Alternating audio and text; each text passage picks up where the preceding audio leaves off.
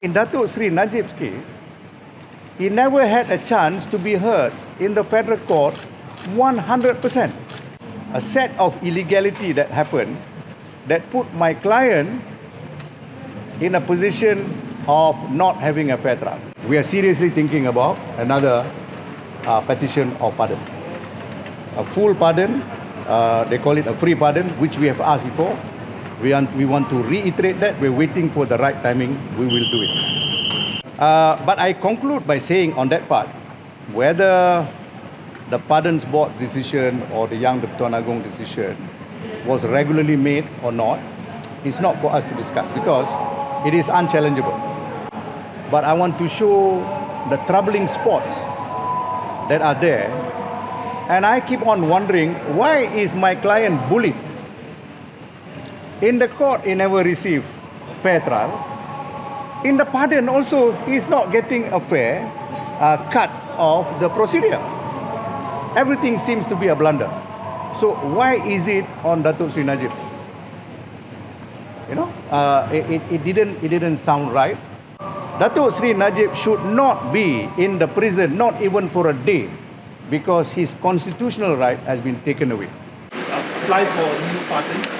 I'm waiting for no deadline. Those who said, you know, there's a lot of people who are lawyer bureau who keep on saying you must serve 3 years, then only you can apply. They have forgotten there are exceptions. I've just given you how many exceptions of what went wrong in the first pardon. I must reiterate, my client is not totally happy about the fact that he didn't get a free pardon because of what he has been denied of. But to answer your question squarely, we are waiting for the right cue from my client when to put in the next paper. Pardon, right? Seeking full pardon. Yeah, it's either a full pardon, you can call it full pardon, or free pardon. Tan Sri, you mentioned in so many words, would you be able to tell us in brief why you're submitting another request for pardon? Okay, the reason why we wanted to make another request is because we don't think the Pardons Board, without denoting any blame to any particular person or persons, I don't think the Pardons Board operated the way the Constitution expects them to operate. The Yang di-Pertuan Agong merely hears opinion and advice, which he must hear the advice and opinion, but he decides on his own. Prerogative of mercy, he decides himself. Tan Sri, just want to ask you this question.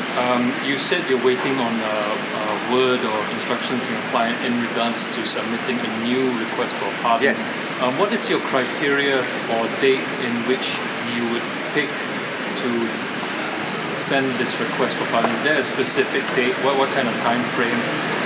What kind of stars have to align in order for that to happen? I don't wait for any stars.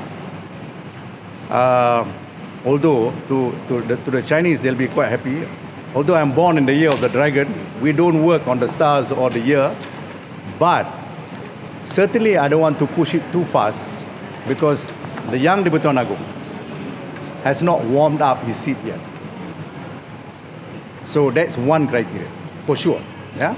And the other criteria is I want to wait for my client instruction as to consideration of other factors. Tan Sri, Yes. as for the first royal pardon application, since Datuk Seri asked for full pardon, but in the end only got commutation, so did he tell you what he felt besides disappointment? He's disappointed. He's very disappointed because he has always argued, consonant with what the minority decision in the federal court, that he should not spend a day in the prison.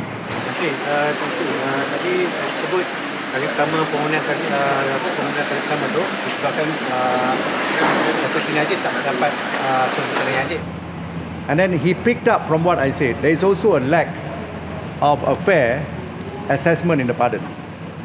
Am I going to incorporate lack of assessment of the pardon as something unfair in the process as the basis of my second pardon request? The answer is yes, for sure, among others. One more here, one more Center. here. One more here. Yes, one more.